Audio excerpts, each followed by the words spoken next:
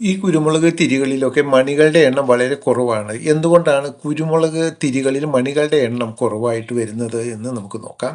April May മാസങ്ങളിൽ കുരുമുളക് വാടണം, നനയ്ക്കാൻ പാടില്ല. അതായത് ഇലകളൊക്കെ ഒരു ചെറുതായിട്ട് വാടി തുടങ്ങണം. ഇല പഴുക്കാൻ സമ്മതിക്കരുത്. പഴുക്കാനുള്ള ലക്ഷണം കാണുകയാണ്, വെയിൽ സഹിക്ക് വയ്യാതെ ഉണങ്ങിപ്പോകും എന്നുള്ള കണ്ടീഷൻ വന്നാൽ നമ്മൾ ചെറുതായിട്ടൊന്ന് നനച്ചു കൊടുക്കണം. അല്ലാത്ത സാഹചര്യത്തിൽ നമ്മൾ നനയ്ക്കാൻ പാടില്ല.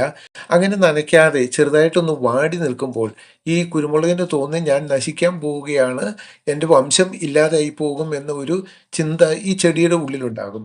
ഈ സമയത്ത് ജൂണിൽ നല്ല മഴ അങ്ങോട്ട് പെയ്യുമ്പോഴത്തേനും ധാരാളം പുതിയ ഇലകളുണ്ടാകും. അപ്പോൾ ഈ ചെടിയുടെ ഉള്ളിൽ നശിക്കാൻ പോകുന്ന ചെടികളെല്ലാം അതിൽ പിറ്റേ വർഷം നന്നായിട്ട് കായ ഉണ്ടാകുന്ന ഒരു പ്രവണത കാണാറുണ്ട്. നശിച്ചു പോകുന്ന ഒരു ചിന്ത ഉണ്ടാകുമ്പോൾ ആ ചെടി അതിൻ്റെ വംശം നിലനിർത്താൻ വേണ്ടിയിട്ട് ധാരാളം വിത്തുകൾ ഉണ്ടാക്കുന്ന ഒരു പ്രവണത എല്ലാ സസ്യങ്ങളിലും നമുക്ക് കാണാൻ സാധിക്കും. ഇവിടെയും ഇതുപോലെ വേനൽക്കാലത്ത് ഈ ചെടി ഇങ്ങനെ വാടുന്നത് കൊണ്ട് ചെടിക്ക് അത് നശിച്ചു പോകും, താൻ അടുത്ത വർഷം ഉണ്ടാവുകയില്ല, നശിച്ചു പോകും എന്നൊരു ചിന്ത വരുന്നതുകൊണ്ട് ഇത് ജൂണിലെ ആ മഴയത്ത് ധാരാളം ഇലകൾ ഉണ്ടാവുകയും ഓരോ ഇലയുടെ ഞെട്ടിൽ നിന്നും ഓരോ തിരികൾ ഉണ്ടാവുകയും ചെയ്യും. വേനൽക്കാലത്ത് നനച്ചാൽ പുതിയ തിരികൾ ഉണ്ടാകുന്നതിൻ്റെ എണ്ണം വളരെ കുറയും. അങ്ങനെ ഉണ്ടായ തിരികളിൽ ഇതാണ് ഒരു തിരിയിൽ ഏകദേശം 50 ഫ്ലവേഴ്സ് ഉണ്ടാവും. ഈ വെളുത്ത നിറത്തിൽ കാണുന്നതാണ് ഫ്ലവേഴ്സ്. ഇത് പന്നിയൂറൊക്കെ ആണെങ്കിൽ നല്ല നീളം ഉണ്ടാവും, 50-ൽ കൂടുതൽ ഉണ്ടാവും. അപ്പോൾ ഈ 50 ഫ്ലവറും ഒരു ഒറ്റ ദിവസം കൊണ്ടാണ് വിരിയുന്നത്. അതായത് ഒരു തിരിയിലെ 50 ഫ്ലവർ ഒറ്റ ദിവസം കൊണ്ട് വിരിയുന്നു. എന്നാൽ തൊട്ടടുത്തുള്ള തിരി വളർന്നു വരുന്നതേ ഉണ്ടാവുകയുള്ളൂ. ഇത് ഫ്ലവർ വിരിയാറായിട്ടുണ്ടാവുകയില്ല. കുരുമുളക് പൂക്കൾ സാധാരണയായി ബൈസെക്ഷൽ ആണ്. അതായത് അവയിൽ ഒരേ പൂവിനുള്ളിൽ തന്നെ ആൺ പെൺ പ്രത്യുൽപാദന അവയവങ്ങളുണ്ട്. ഇപ്പോൾ ജാതിയിലൊക്കെ ആണെങ്കിൽ പെൺപൂക്കൾ ഒരു മരത്തിലും ആൺപൂക്കൾ മറ്റൊരു മരത്തിലുമാണ് ഉണ്ടാകുന്നത്. എന്നാൽ ഈ കുരുമുളക് പൂവിൻ്റെ ഉള്ളിൽ തന്നെ ആൺപൂമ്പൊടിയുടെ ഭാഗങ്ങളും പെൺ പ്രത്യുൽപാദന അവയവങ്ങളും ഉണ്ട്. അതായത് ഒരു പൂവിൽ തന്നെ ആൺ പെൺ അവയവങ്ങൾ ഉള്ളതുകൊണ്ട് ഒരു സ്വയം പരാഗണം നടക്കും. പക്ഷേ ഇത് രണ്ടും ലേശം അകന്നാണ് ഇരിക്കുന്നത്. സ്വയം പരാഗണം നടക്കണമെങ്കിൽ അതിലെ പൂമ്പൊടി ഇപ്പുറത്തേക്ക് വന്ന് മുട്ടണം. അങ്ങനെ മുട്ടണമെങ്കിൽ മഴവെള്ളം ഇങ്ങനെ ഇറ്റിറ്റ് വീഴണം. ഇറ്റിറ്റ് വീഴുന്ന ആ ചെറിയ മഴവെള്ളത്തിലൂടെ ഈ പൂമ്പൊടികൾ അതേ പൂവിലെ പരാഗണ സ്ഥലത്ത് വന്ന് പതിക്കുകയും പരാഗണം നടക്കുകയും ചെയ്യും. ഈ കുരുമുളക് പൂവിലെ തേനോ പൂമ്പൊടിയോ കാര്യമായിട്ടില്ല. അതുകൊണ്ട് തന്നെ തേനീച്ച വരാനുള്ള സാധ്യതയും ഇല്ല.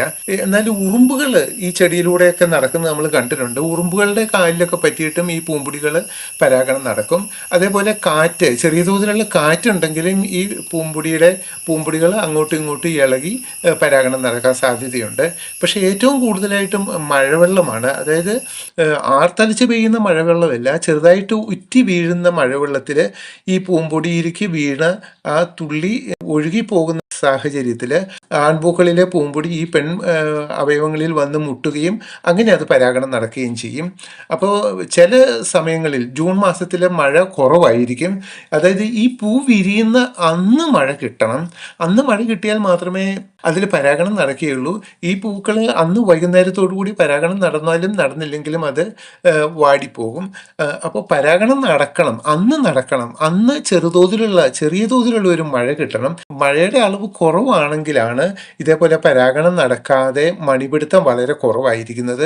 ഇതിലൊക്കെ വളരെ കുറഞ്ഞ മണികളേ ഉള്ളൂ. ഇത് ചിലപ്പോൾ കാറ്റത്തോ അല്ലെങ്കിൽ ഏതെങ്കിലും ഉറുമ്പിൻ്റെ കാലിൽ പറ്റിയോ പരാഗണം നടന്നതായിരിക്കും. ശരിക്കും മഴ കിട്ടുകയാണെങ്കിൽ ഇതിലെ എല്ലാ മണികളും പിടിച്ചു വരേണ്ടതാണ്. ഇവിടെ മഴ കിട്ടാത്തത് കൊണ്ടാണ്. അപ്പോൾ അങ്ങനെയുള്ള സാഹചര്യത്തിൽ നമുക്ക് എന്ത് ചെയ്യാൻ പറ്റുമെന്ന് നോക്കാം. ജൂൺ മാസത്തിൽ ഈ തിരികൾ പൂ വിരിയുന്ന ആ സമയത്ത് നമുക്ക് ചെടി ഒന്ന് ശ്രദ്ധിച്ച് നോക്കുകയാണെങ്കിൽ കണ്ണുകൊണ്ട് തന്നെ നോക്കിയാൽ കാണാം ഈ പൂക്കൾ വിരിഞ്ഞിട്ടുണ്ടോ ഇല്ലയോ എന്ന്. ഇല്ലെങ്കിൽ നമുക്കൊരു ഹാൻഡ് ലെൻസ് വെച്ച് നോക്കുകയാണെങ്കിൽ പൂക്കൾ വിരിഞ്ഞത് കാണാം. അങ്ങനെ ഈ കുരുമുളക് ചെടിയിലെ പൂക്കൾ വിരിയുന്ന ആ ദിവസം നമ്മളൊരു 5 മിനിറ്റ് നേരം ഒന്ന് വെള്ളമടിച്ച്, ഒരു സ്പ്രേ പോലെ വെള്ളം അടിച്ച് ഈ ചെടിയുടെ ഏറ്റവും മരത്തിൻ്റെ മുകളിലേക്കാണ് വെള്ളം അടിക്കേണ്ടത്. അങ്ങനെ ആ വെള്ളം ഇറ്റിറ്റി വീഴുന്ന ഒരു സാഹചര്യം ഉണ്ടാകുകയാണെങ്കിൽ നമുക്ക് പരാഗണം കൂടുതൽ നല്ല രീതിയിൽ നടക്കുകയും ഈ മണികളൊക്കെ പിടിക്കുകയും ചെയ്യും. ഇത് മഴയില്ലാത്ത വർഷങ്ങളിൽ മാത്രമേ ഇത് ചെയ്യേണ്ട ആവശ്യമുള്ളൂ. മഴ കിട്ടുന്ന വർഷങ്ങളിലാണെങ്കിൽ ഇങ്ങനെ ചെയ്യേണ്ട ആവശ്യമില്ല.